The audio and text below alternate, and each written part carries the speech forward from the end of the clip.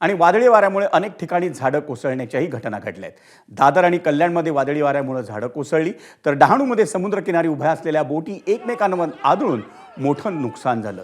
कल्याणमध्ये एका रिक्षावर झाड कोसळल्यानं तिघांचा दुर्दैवी मृत्यू झाला.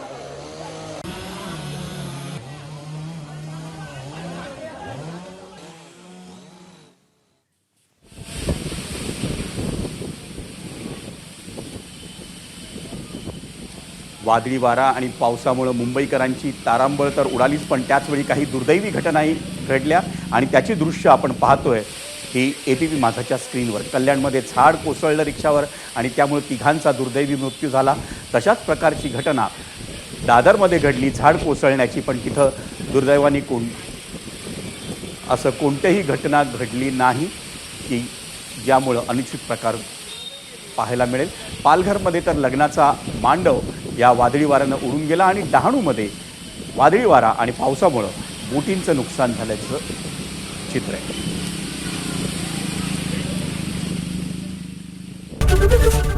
ABP माझा, उघडा डोळे बघा नीट.